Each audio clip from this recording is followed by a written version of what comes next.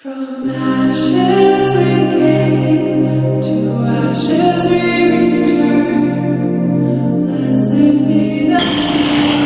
Chaque année, l'Église nous propose un temps de carême, un temps qui nous prépare à la grande célébration de Pâques. Ce temps de carême débute toujours avec le mercredi des cendres. Les carèmes se répètent, mais chaque carême nous propose un chemin particulier qui ne se limite pas dans des pratiques extérieures de jeûne, de pénitence, de partage, mais plus dans une pratique intérieure, dans un cheminement intérieur qui est un cheminement de profondeur, un cheminement de conversion de cœur pour une vie plus harmonieuse avec soi-même, avec la nature, avec nos frères et sœurs et avec Dieu. Dans la liturgie de ce mercredi de Cendres, le prophète Joël, dans la première lecture, nous rappelle que le Seigneur veut que nous puissions déchirer nos cœurs et non nos vêtements. Ce qui est important dans ce cheminement de carême est un processus intérieur de conversion et non tout simplement poser des actes et des gestes extérieurs. Dans l'évangile tiré de Matthieu au chapitre 6, Jésus nous rappelle également que les actes de pénitence, de prière et de partage se font dans le secret, dans la discrétion. Quand tu partages, quand tu donnes l'aumône à ton frère, que la main gauche ignore ce que fait la main droite. Et quand tu jeûnes, pas besoin de faire des démonstrations extérieures. Parfume ton vêtement, soit dans la joie, soit dans la paix, soit dans l'harmonie avec le monde, avec tes frères et sœurs.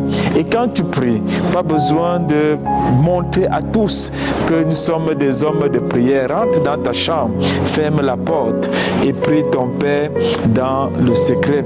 Voilà le chemin que l'Église nous propose en ce temps de carême.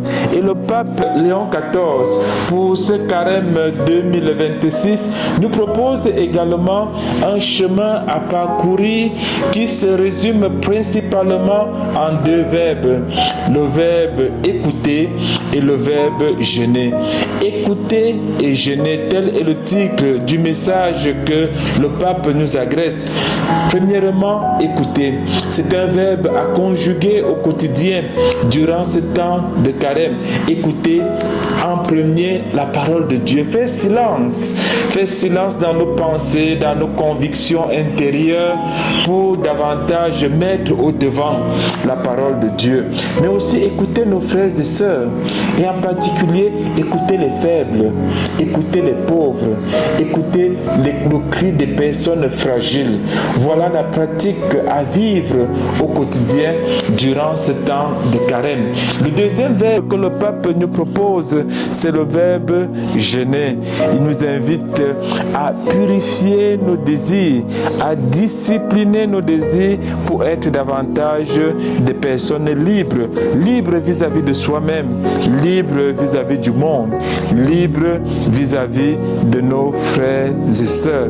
Et il insiste particulièrement sur un jeûne qui nous conduit à une abstention dans des paroles mauvaises, dans des paroles méchantes, dans des paroles calomnieuses, dans des paroles de commérage, lorsque l'on parle de son frère en son absence.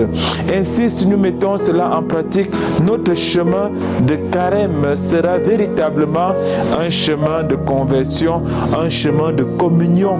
Communion avec Dieu et communion avec nos frères et sœurs, communion aussi avec le monde. Alors vivons ce temps de carême dans l'écoute de nos frères et sœurs, dans l'écoute de la parole de Dieu et dans le jeûne.